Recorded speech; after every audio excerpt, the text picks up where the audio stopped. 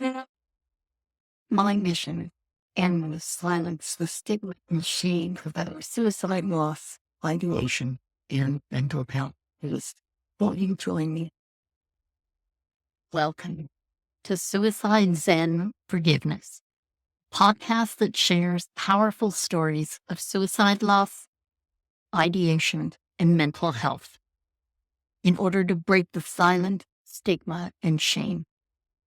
Our mission is to encourage empathy for those experiencing these challenges. Every narrative serves as a beacon of hope on to touch lives and inspire resilience. Won't you join me in this journey as we share stories to help others to find hope? Please note this podcast is for educational purposes and may contain triggering content. If you're grieving or experiencing mental health issues, please reach out to your local suicide hotline or mental health office for immediate help. And now, let's start the show. Hello there. It's good to be back. And today, this is going to be just you and I. We're going to talk about some of the lessons I have learned over time. And one of the things that I think something that came to me when I was commenting on something on social media for someone else who had lost someone. And I wanted to offer a little hope in perhaps a different way, because there are so many different things out there. But I will give you the sources later for all the different, what they call stages of grief. And there are a lot of psychologists and different people who have put together a framework for grief. And I think they definitely all have merit. Yet there's something about grief to me. There is a deep permanence. And I think it's really hard to look at it, for me anyway, as a stationary thing, is something that, I don't know, is just there, because I think there's a lot more to it. And that's why I came up with the grief train. And I'm just going to read you what I wrote, and then I'll give you some insight into some of the other modalities or models that people talk about when they talk about grief. But I'm going to start with my story of the grief train. Never easy when you find yourself on the grief train. Even though you may be traveling with family, each one of you on the journey is touched by the aloneness of the experience. We all feel and react to grief in different ways. They say the stages of grief, they're commonly described as 5, sometimes 7 distinct phases. The 5 are denial, anger, bargaining, depression, and acceptance. And these stages, they say, can manifest in various ways and don't necessarily occur in a linear order. I think sometimes you go back to stages more than once. But I believe once you get on board the train, you are there for life. Now, over time, many of us make our way to different cars on the grief train. We meet others, we learn, we share their stories and our own, and we try to offer solace as best we can. Some of us go back to revisit where we boarded. Some of us, it's more than once. And I have to say that the grief train has been part of my life for over 50 years. And in that time, I've had to reboard too many times. Andrea, Holly, Brian, Peter, Margaret, Emma. I say their names in tribute, keeping each memory alive in my heart. Those are not the only names I hold. I hope for you that the grief train doesn't arrive till way late in the game. But I want you to know that I'll be there, a friendly face, so you don't have to feel so alone. It's just a short little article, but I found it interesting researching into the different models. I knew about the Kubler-Ross model. I think it's the one everybody knows. And as much as they talk about 5 stages, the full Kubler-Ross model, it describes 7 stages of grief in that grieving process. They include shock, denial, anger, bargaining, depression, testing, and acceptance. When they cut it down to the 5, it's simply denial, anger, bargaining, depression, and acceptance, leaving out shock and testing. While this model is widely recognized, it's important to understand that grief is a complex and personal experience. And not everybody's going to experience the stages in the same way, in the same order. And some people may not even experience all of the stages. Some people might get stuck. Others may experience them in a totally different order. And additionally, some people may experience other emotions that aren't included in the Kubler-Ross model, such as guilt, shame, loneliness. I know for me, guilt and shame is a big one. It comes with growing up Scots, Irish, and Catholic. Now, the other models of grief include what's known as Bowlby and Parkes, 4 phases of grief. It considers that there are 4 phases of grief: shock and disbelief, searching and yearning, disorganization and repair, and rebuilding and healing. To me, that's really 8. But I'm not Bowlby and Parkes. It's their model. We'll let them have it. The TEAR or TEAR model, it focuses on the tasks of mourning, which includes accepting the reality of the loss, experiencing the pain of grief, adjusting to the new environment without the deceased, and reinvesting in a new reality. I can say from experience that I did not adjust to the new environment without the deceased for a very long time. Nor did I truly reinvest in a new reality. That came decades later. The next one is Rando's 6R process of mourning. The woman's name was, I believe, Teresa Rando.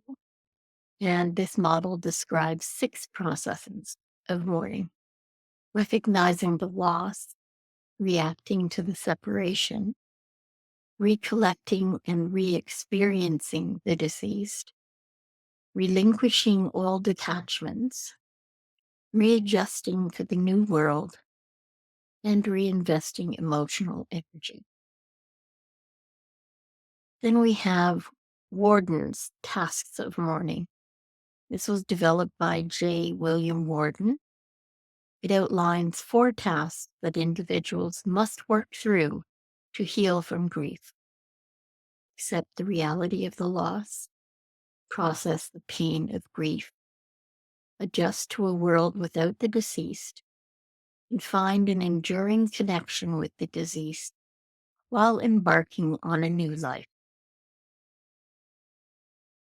Then we have the dual process model. This was proposed by Margaret Strobe and Hank Schutt, and this model suggests that grieving involves a balance between 2 types of stress.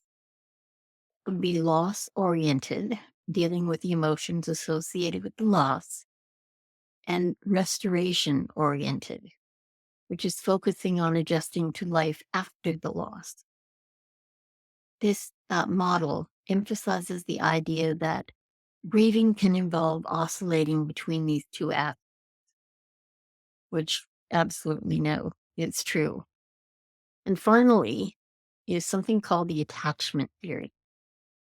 And this approach focuses on the role of attachment in the grieving process, suggesting that the way one attaches to loved ones influences how they experience grief.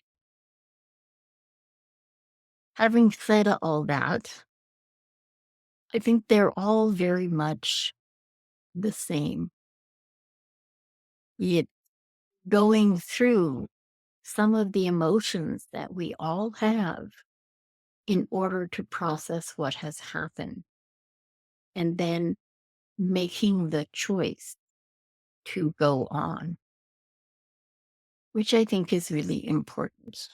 And humans are better off when we have or we know of a process to work through something. It's, I think, a part of our makeup. We like things to have some kind of structure. But it's super important to remember that there is no one right way to grieve.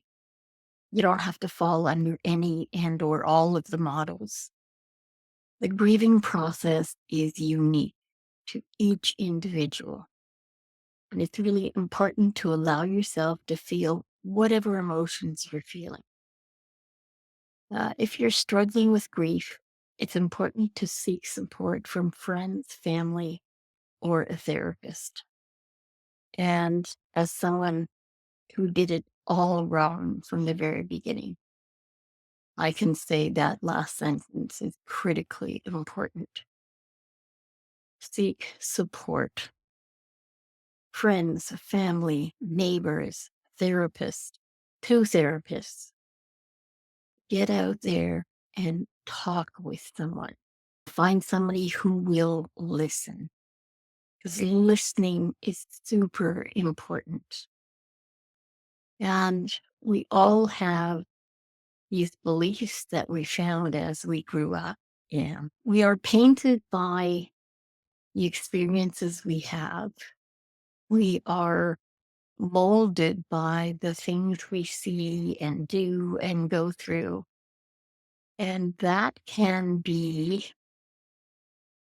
both a boon and incredibly detrimental. And I really love the fact that we talk about these things now.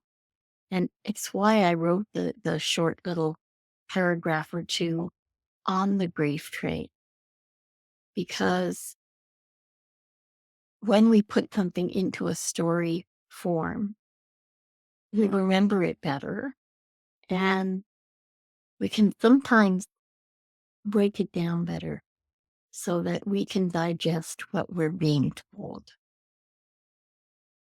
Now, the last few things I wanted to touch on from all the information and research I looked up was the the things that we should not do, okay, when we're grieving the death of somebody you love.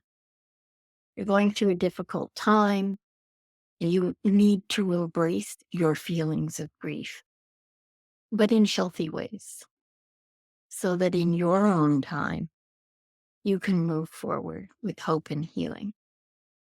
That's like going through the cars on that grief train and making your way down the line, maybe going back a few times, which is absolutely fine, but it has to be all in your good time. What absolutely not to do when you're grieving is allow yourself to live in the past. Okay, idealizing the person or your previous situation doesn't do anything for you or for them. And we cannot change the past. We can change how we look at it from this perspective, but it doesn't, in fact, change the past. You really can't refuse to make the necessary changes to move forward. That will get you nowhere. I speak as one who went nowhere for a very long time. Dwelling in self-pity is another one. Oh, woe is me, poor me, why am I left behind? One of the things that I find very sad in a death of someone you love, no matter how it happens, whether it's a surprise or whether someone's been ill for a very long time, we have to be honest with ourselves. As humans, we are grieving the fact that we've been left behind. We're grieving that they left us. Yes, we're heartbroken very often in losing our someone, be that family, friend, sibling, child, spouse, whatever. But mostly the pain comes from being left. No one ever likes to be left, whether it's for a day, an hour. It's much harder when it's the rest of your life. Something that people don't think about, and I'm not going to dwell on this here, but don't lose respect for your own body, meaning you have to take care of yourself. Self-care is important. We cannot help others. We cannot go forward unless we take care of ourselves. Remaining withdrawn or running away from your feelings, I'm the prime candidate here. I can tell you that does not help. It simply puts you in a very dark hole that takes a long time to climb out of. And the last thing there is relying on alcohol or other drugs. They put you in a funk. They alter your experience and change how you feel. But what they don't do is change the situation. You wake up the next day, or you come down from whatever you got high on, or the drunk wears off, and there you are left, feeling even worse and reliving things in an even harsher way. You also don't want maintaining unrealistic expectations of what friends should offer in comfort really does no good for you or them. People are often frozen in fear of saying the wrong thing or doing the wrong thing. And as much as it can be numbing to be stuck in this, what feels eternal grief and loss. It can be hard for you to put out in words what it is you need. And the onus is not on you, yet without some kind of clarity, neither is it on those around you. You have to walk a fine line, even in your pain. Don't go the other way like some people who get angry and resent their friends that have families that have not suffered a loss. It becomes very bitter and you turn inward, and that's never good in that format. One of the biggest things I think that people need to know is don't continue to expect yourself to get over it. It's not going to happen. And that's part of the reason why I chose the story of a train. You are on this train and it takes you where you need to go every day and you do what you need to do. But at the end of the day, you're back on the train. There is no getting over it. The pain will change. The cadence of the wheels on the track will change. And it will become softer and less intrusive, but it will always be there. Also, don't feel guilty if you have a good day. You're allowed to laugh. Even when we have lost a lot of people, we can still laugh. We can still find joy. We are still allowed to be happy. Don't deny that to yourself. The only one you're hurting is you. And don't force yourself ahead. Don't cross bridges before you get to them. You want to live in the moment. And I truly mean that. Take one day at a time. So many programs that help people with addictions talk about one day at a time. Good reason for that. Also, I don't want you to condemn yourself. Don't go back to the 16th century and hair shirts and whips. It's not going to help anyone. Also, don't underestimate yourself. You can choose to be happy, to experience joy, to go on living. In fact, you can choose to thrive, not just survive. And you can choose to do it for you. If you have children and you've lost a spouse, if you have lost your parents or a sibling,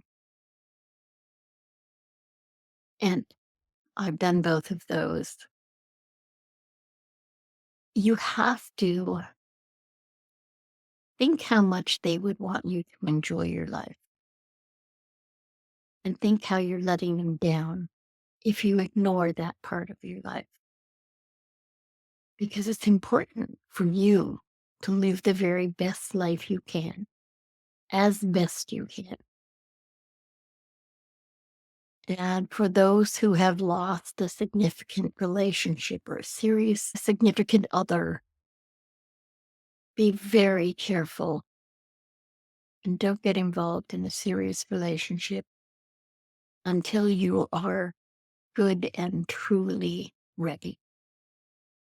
And that will take a lot of introspection. And that's okay. It's okay. Now, I'd like to leave you on this note. As someone who has suffered a loss, particularly when we suffer these unimaginable losses, when someone dies by their own hand. You actually have the following rights. I want you to take these to heart. Okay? You have the right to your own unique feelings about the death that occurred. And you absolutely have the right to talk about your grief whenever you feel like talking. You have the right to show your feelings of grief in your own way. And you have the right to need other people to help you with your grief, especially other adults around you who care about you. You do have the right to get upset about normal, everyday problems without guilt. And you have the right to what they call grief bursts. And it's not up to anyone else to dictate the length of that grief burst or what you need to do next. And you do have the right to use your beliefs about your God to help you deal with your feelings. You have the right to try and figure out why the person you love died. But in all honesty, you may never know. And it's not something you may get an answer to in this reality. You do have the right to think and talk about your memories of the person who has died. As a matter of fact, I insist, savor those memories. I use the hashtag say their name because I think it's critically important that we hold them in our heart and in our families, because how they died does not change that they were loved by us. If you love someone, how they died is irrelevant. Fact is, they are gone. What you have left are their memories that you can save. And be sure to say their name, like I do with Andrea and Polly and Peter and Brian and Margaret and Emma and the rest. Finally, you have the right to move toward, feel your grief. Over time, you may heal, and over time, you may go backwards a little. And if you want to move into your grief and re-feel that grief, that will help you to heal, you can go back to an earlier car on the grief train and spend a little time with perhaps a newbie who just got on the train and could use a good listening ear. I'm Elaine Lindsay, and I hope this short video has been useful. If you're listening to the podcast only, I hope that too has been useful. And we're working on a wall, and it's called Say Their Name. We're going to have the wall on the website, and we will be adding the names of those you love to the wall. More information on that and how to get the name on the wall, we will be putting up shortly. With that said, I thank you so much for listening. I'm Elaine Lindsay, the Dark Pollyanna. This is Suicide Zen Forgiveness. And until next time, make the very best of your today, every day. Bye for now. Thank you for being here for another inspiring episode of Suicide Zen Forgiveness. We appreciate you tuning in. Please subscribe and download on your favorite service and check out SZF's YouTube channel or Facebook community. If you have the chance to leave a 5-star rating or review, it'd be greatly appreciated. Please refer this to a friend you know who may benefit from the hope and inspiration from our guests. Suicide Zen Forgiveness was brought to you by the following sponsors: Truel Social Media, the digital integration specialists. Let them get you rocking page 1 in the search results. Canada's keynote humorist Judy Croon, motivational speaker, comedian, author, and stand-up coach at Second City. Judy has been involved for over a decade in the City Street Outreach Program in Toronto. The ultimate podcasting hack. This is great for you if you're just starting your podcast or if you've been running it for a while. It's filled with tools, templates, and trainings for starting, growing, and monetizing your podcast. Get access to time-saving systems, strategies for accelerating your process at each step. Find new connections and collaborations in the uplifting podcasting community. I look forward to seeing you there. Do you have a story to share? Do you know someone you think would be a great guest? Please go to szf42.com. And for our American listeners, that's szf42.com. Thank you for listening, and we hope to see you again.